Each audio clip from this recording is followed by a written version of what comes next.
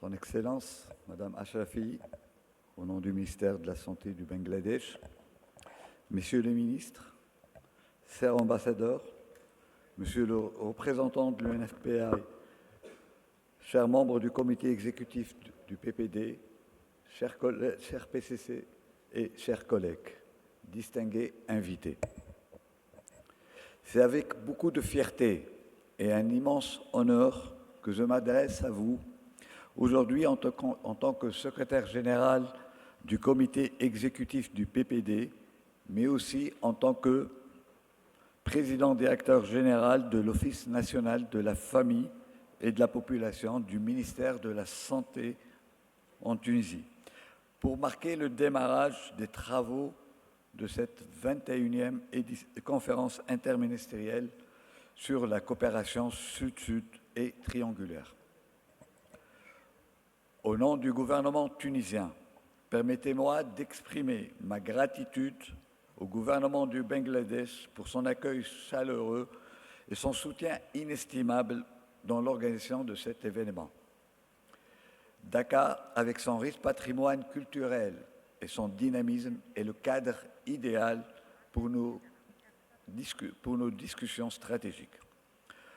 Notre rassemblement ici au Bangladesh, un pays qui a accompli des progrès remarquables dans la gestion des questions démographiques, est à la fois opportun et significatif.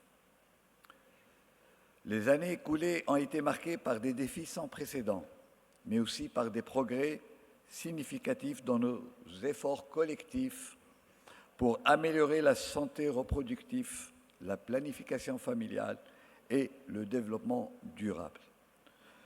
N'oublions jamais que la pandémie Covid-19 a mis à rude épreuve nos systèmes de santé et nos sociétés, mais elle a également révélé notre résilience et notre capacité à innover face à l'adversité.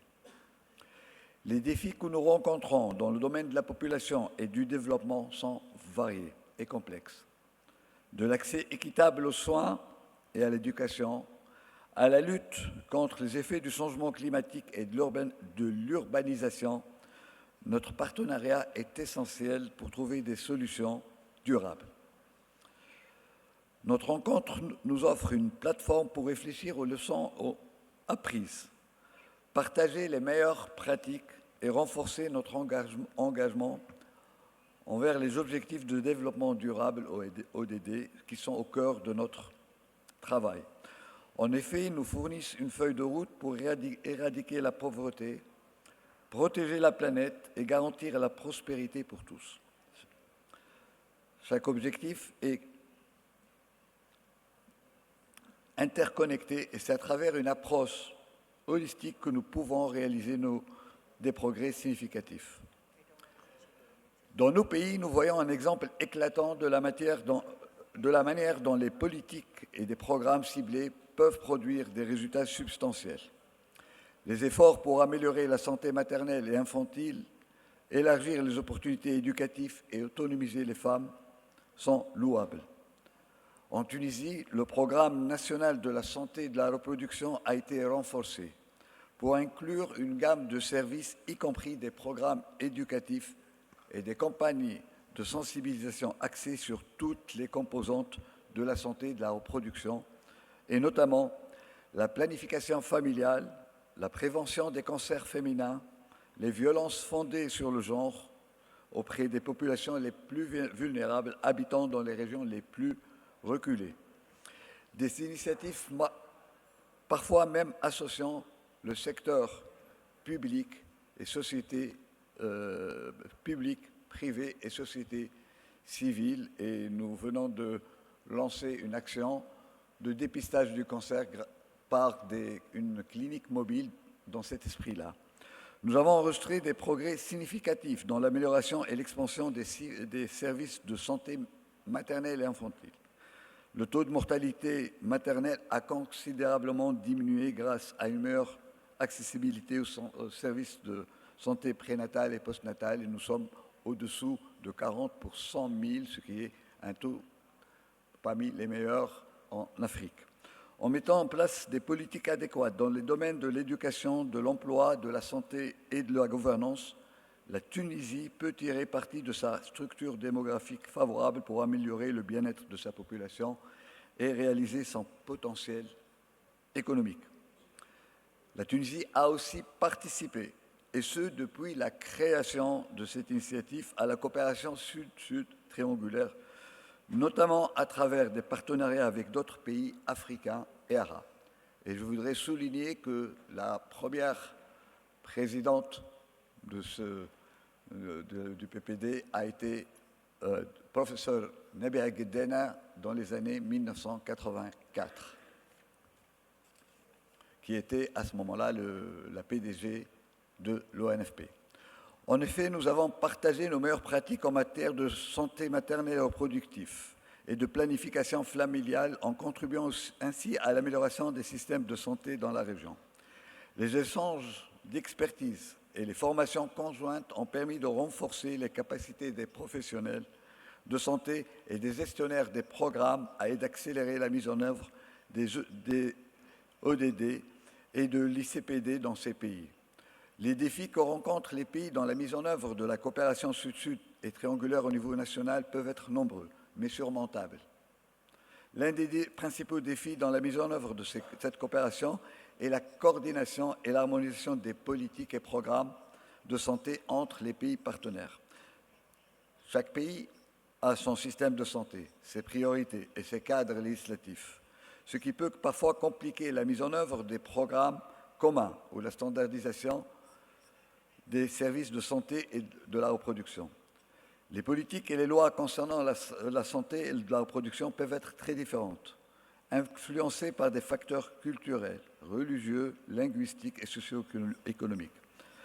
L'insuffisance aux ressources financières, l'accès limité aux technologies, le manque de ressources humaines qualifiées, des infrastructures inadéquates, des capacités institutionnelles limitées, une bureaucratie et des régulations complexes, un partenariat public-privé insuffisant peuvent effectivement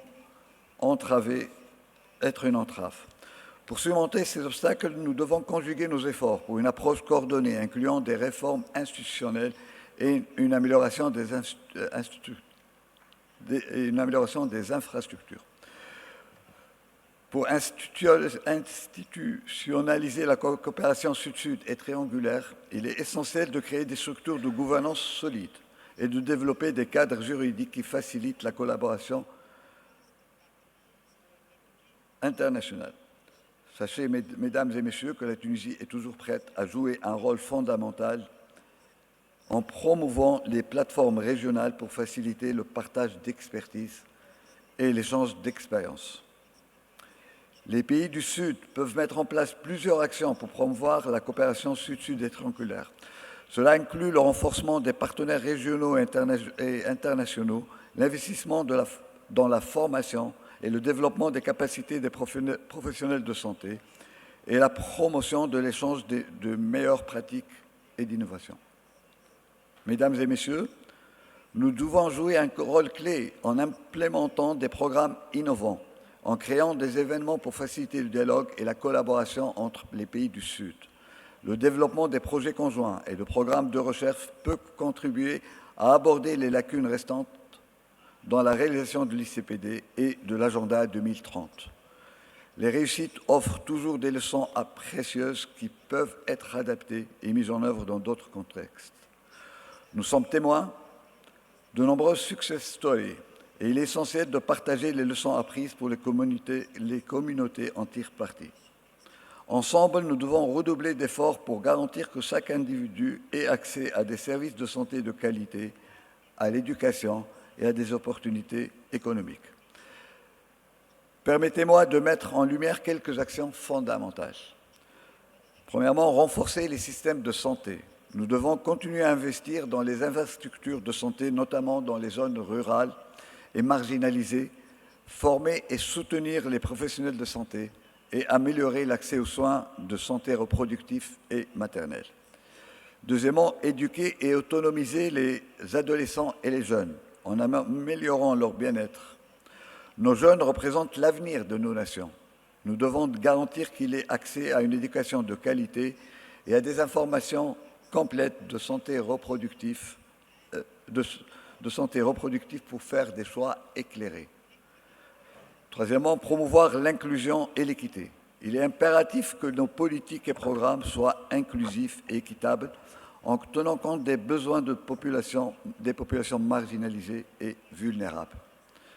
Il faut aussi promouvoir l'égalité des genres, lutter contre les violences faites aux femmes et aux filles et accroître les initiatives pour l'autonomisation des femmes est essentiel pour atteindre l'objectif de développement durable et les engagements de la CIPD plus 30. Grâce à des cadres juridiques, des initiatives de sensibilisation et une coopération internationale, nous continuons de faire des progrès vers l'élimination de la violence faite aux femmes et la promotion de l'égalité de sexe. Il faut aussi miser sur l'innovation de la technologie qui doit être au cœur de nos stratégies. Je suis convaincu qu'avec votre soutien et votre engagement, nous pouvons réaliser des progrès significatifs et durables. La force de la PPD réside dans notre partenariat et notre capacité à travailler ensemble pour un avenir meilleur. Nous sommes engagés à favoriser la collaboration, à partager les meilleures pratiques et à nous soutenir mutuellement dans notre mission commune. Je tiens à y exprimer ma profonde gratitude, encore une fois, à nos hôtes du gouvernement du Bangladesh pour leur chaleureuse hospitalité, pour nous avoir fourni cette plateforme pour engager un dialogue constructif. Utilisons cette opportunité pour renforcer nos partenariats, renouveler nos engagements et travailler ensemble vers un avenir où chaque individu peut s'épanouir. Ensemble, en mettant en œuvre les ODD, nous pouvons construire un monde meilleur pour les générations futures. Je vous remercie.